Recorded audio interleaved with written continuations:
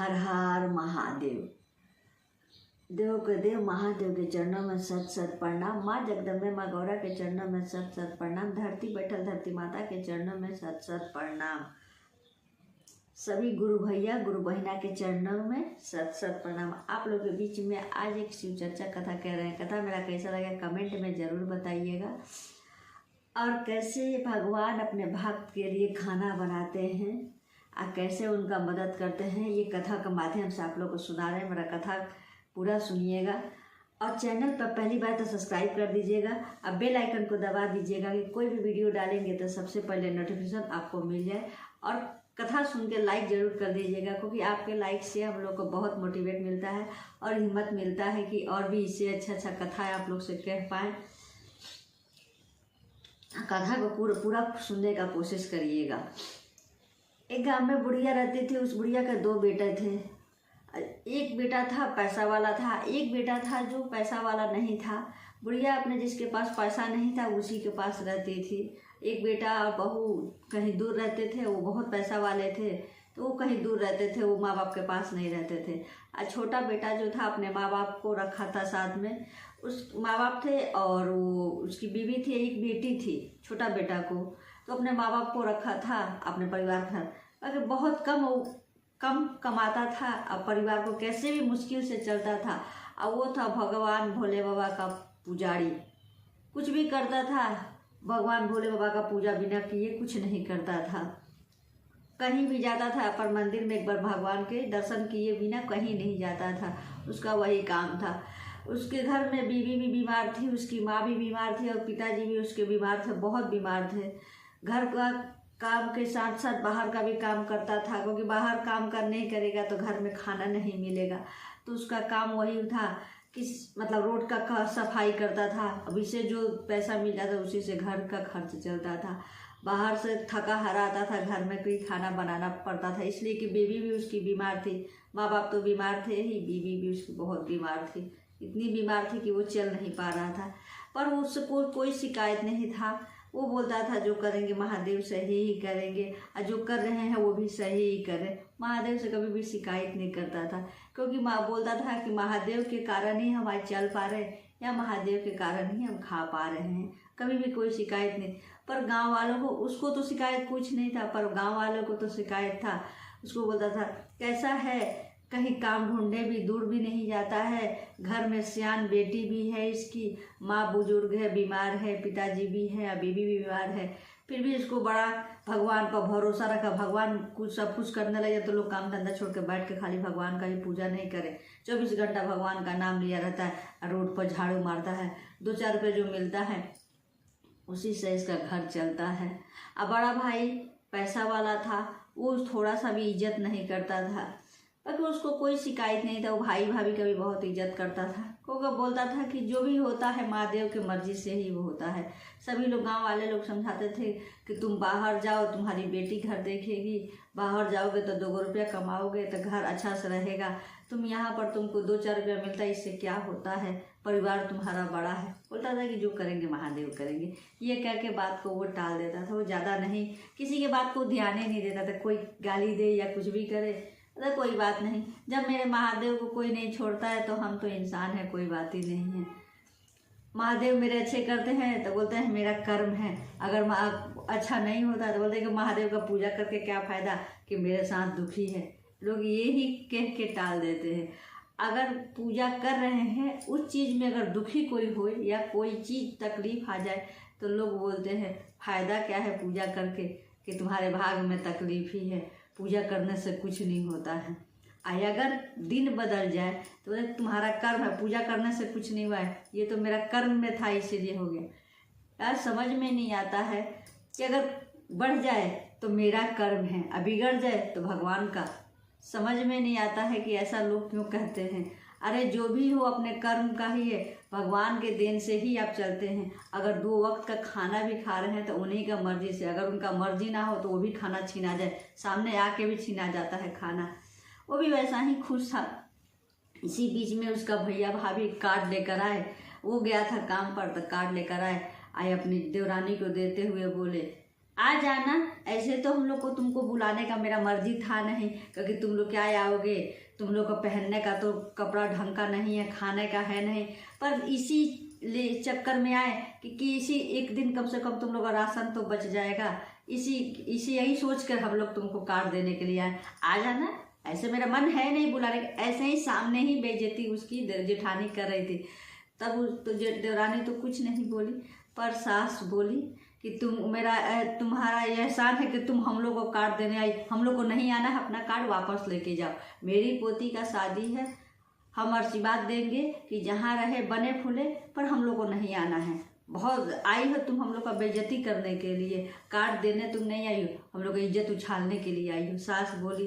फिर देवरानी बोली कोई बात नहीं माता जी, परेशान मत होइए, हम लोग जाएंगे, दीदी का है, दीदी की बेटी का है, तो जाना तो बनता है, जितना हम लोग के पास हो सकेगा हम लोग लेके जाएंगे। दीदी हम लोग जाएंगे। हाथ जोड़ के बोली आपा। हाँ तुम लोग के पास है क्या, तुम लोग लेके आओगे क्या, आ ही जाओ वही काफ़ी है, तुमको देने का तो कोई औकात नहीं है, खाना कम से कम बढ़िया बढ़िया मिलेगा खाने को, बस यही सोच के तुम लोग आओगे, और क्या करने आओगे। बोल के चली गई। बोल रही थी तब तक माँ तो माँ है, सुन ही नहीं पा रही थी, तो अपने बेटा से बोली, बहू से तो कुछ नहीं बोली। फिर बोली कि तुम सच में जोरू का गुलाम हो गए है, इतना बेइज्जती कर रही है। अरे तुम्हारी मतलब छोटे भाई की पत्नी को तो कर रही है तो ठीक है, मेरा भी बेइज्जती कर रही है। तुम कैसा मेरा बेटा हो, कैसा तुम औलाद हो कि तुम्हारी बीवी इतना मैंने बेइज्जती कर रही है, तब भी तुम चुपचाप बैठे हो। जोरू का गुलाम तुम पहले भी थे, आज भी बनते जा रहे हो। इतना बेइज्जती करने के बाद भी तुम कुछ बोल नहीं रहे हो।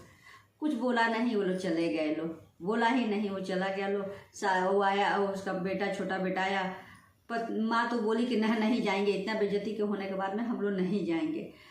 तब पत्नी बोली पति से कि आप क्या कहते हैं, आप जो कहिएगा वही होगा, क्या कहेंगे, क्या कहते हैं, चलेंगे हम लोग शादी में। भाई बोला कि हाँ भैया का बेटी का शादी है तो जाना हम लोग का फर्ज है, जितना हो सकेगा हम लोग लेके जाएंगे, क्योंकि है तो कुछ नहीं हम लोग के पास में। तो बेटी बोली कि हाँ पिताजी मेरे पास आप थोड़ा थोड़ा पैसा दिए हैं, तो हम उसी में से कुछ पैसा भी इकट्ठा किए हैं, तो वही लेके हम लोग एक लिफाफा लेके आइए, उसी में हम लोग जमा करेंगे। बेटी ये बात बोली तो पिताजी की आंख में आंसू आ गया। बोले कि मेरी बेटी इतनी बड़ी हो गई और इतनी समझदार हो गई है कि आज मतलब जो भी पैसा हम देते थे 2 रुपया 4 रुपया, मेरी बेटी पैसा इकट्ठा के आज हम लोग के मतलब इज्जत नहीं जाए, तो बेटी अपना पैसा दे रही है। फिर सभी लोग थोड़ा थोड़ा करके 500 रुपया कैसे भी पूरा करके एक कार्ड में भरे लो और ले जाके लेके गए लो। कपड़ा तो था नहीं, पुराना फटा ही कपड़ा पहन के गए लो, क्योंकि खाना बड़ा मुश्किल से हो रहा था, कपड़ा खरीदने का कहाँ से पैसा था, खाना बड़ा मुश्किल से लेके गए लो। उसके बाद वहाँ पहुँचे लो, तब वो देवरानी और सास और ससुर जी और देवरानी मतलब देवर और बेटी पहुँचे लो, तब तक जेठानी उधर से देखी कि मेरे देवरानी और देवर आ रहे हैं। अब उसको मौका मिल गया, पूरा मतलब सज धज के पूरा गहना गुड़िया पहने थे, क्योंकि बहुत पैसा वाली थी, पूरा देखी। तो अब उसको मौका मिल गया, अपने तो आई एक सहेली को भी लेकर आ गई कि देखो वो आ रही है, मेरी गरीब देवरानी आ रही है, गरीब देवर आ रहे हैं, चलो हम लोग मज़ा लूटते हैं।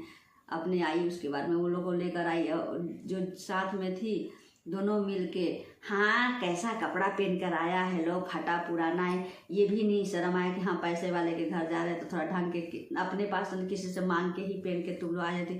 तुम लोग को शर्म नाम का चीज़ नहीं है, खाना खाने के लिए आ गए। मतलब अब जितना बेइज्जती करना था, मैंने जितना हो सके पूरा बेइज्जती अपने तो की।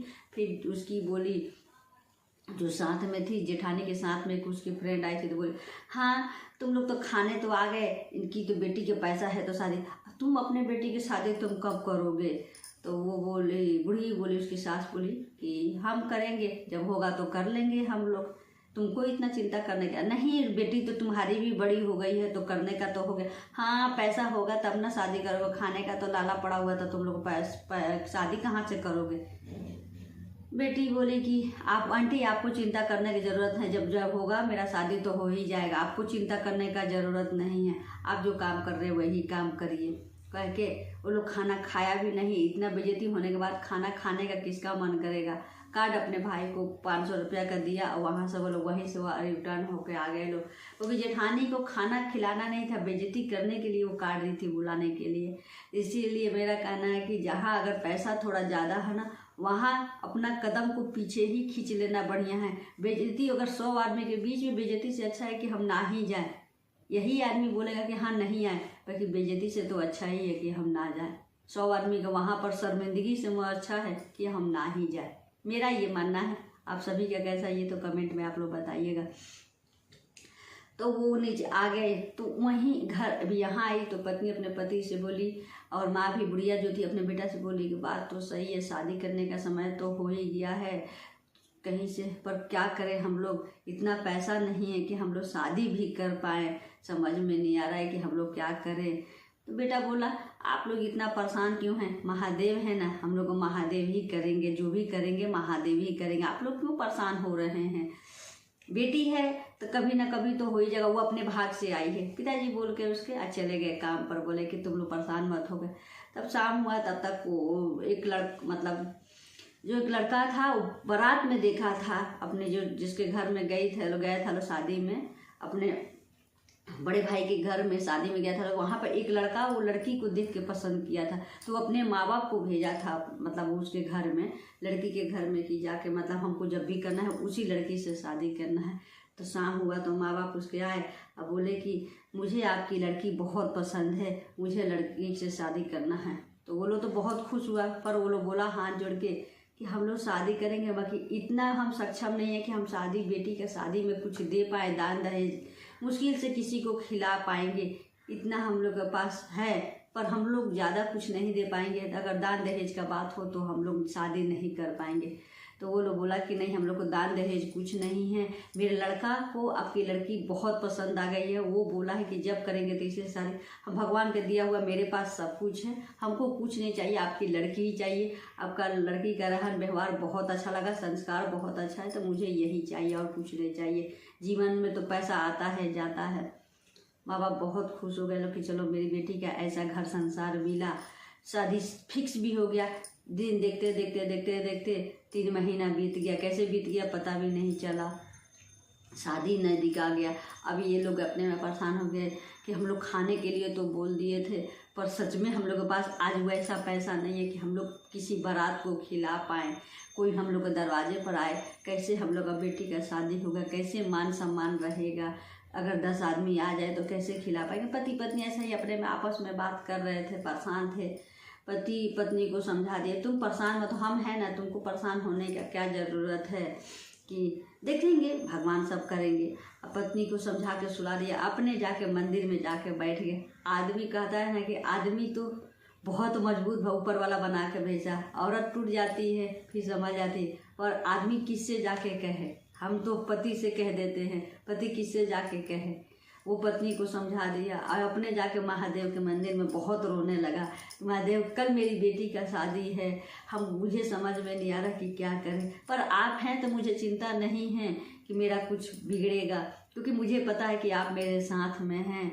पर मेरे बारात में खाने के लिए 1 रुपया नहीं है कि हम बेटी का जो बारात आएगा उसका स्वागत कर पाए, किसी को कुछ खिला पाए। हम महादेव ऊपर से हनुमान जी बैठ के सुन रहे थे और रो रहा था। बोले आप हैं, फिर सब कहने के बाद बोल रहा है बार बार कि आप तो हैं तो मुझे टेंशन करने का क्या ज़रूरत है, आप हैं तो मुझे टेंशन करने का क्या ज़रूरत है, ये कह के वो फिर आके वो भी सो गया। सुबह जैसे उठा तब से दरवाज़ा पर 2 आदमी आके खड़ा हुआ, बोला कि यहाँ पर हलवाई की ज़रूरत है, मुझे लड़के वाले भेजे हैं यहाँ खाना का।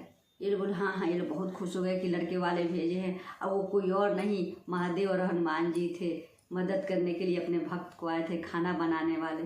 उसके बाद में वो लोग बोले कि ठीक है खाना का दे दिए। तो बोले मेरे पास तो कुछ है नहीं, मतलब राशन पता ही कि कुछ हमें व्यवस्था किए नहीं है। तो वो एक आदमी उसमें से बोला कोई बात नहीं है, परेशान होने की जरूरत नहीं है, सब हो जाएगा, आप परेशान मत होइए, हम लोग का सब व्यवस्था के साथ भेजा गया है यहाँ पर। वो लोग खुश हो गए कि लड़का वाला भेजा है, लड़का वाला कितना अच्छा है कि देखो मिस्त्री तक भी भेज दिया है वो लोग। ये लोग 56 भोग बनाए महादेव और हनुमान जी भक्त के अपने घर में हलवाई बन के। मैंने कोई ऐसा व्यंजन नहीं था कि जो व्यंजन नहीं बना। बारात भी आया, बहुत अच्छा सा स्वागत किए वो लोग।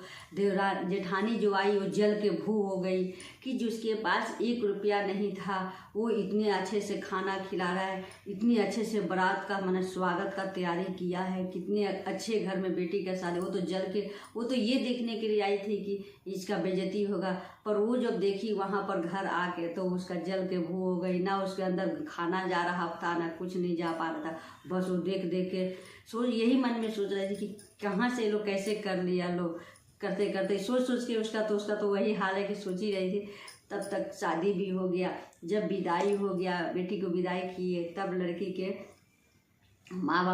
माँ बाप के हाथ के सामने हाथ जोड़े और बोले कि आप लोग को बहुत बहुत धन्यवाद कि आप लोग मिस्त्री को भेज के खाना बनाए, क्योंकि मेरे पास इतना औकात नहीं था कि हम लोग बारात को इतनी अच्छे से स्वागत कर पाएँ।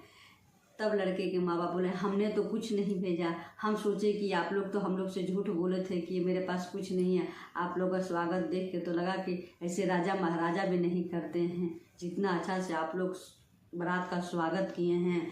चाहे खाना में कोई कमी नहीं था। मेरा जो भी मेरे साथ बारात में आया था वो बहुत तारीफ आप लोगों का किया है। तो हम लोग को यही सोच रहे थे कि आप लोग हम लोग से मजाक कर रहे हैं। तब वो पति पत्नी समझ गए कि कोई और हो ना हो, ये सीधे महादेव ही हैं हम लोग को मदद करने के लिए। सीधे वो लोग वहाँ से दौड़े दौड़े रसोईया घर में गए। देखे कि खाना तो पूरा बना है, पर महादेव और हनुमान जी वहाँ से चले गए थे बना के।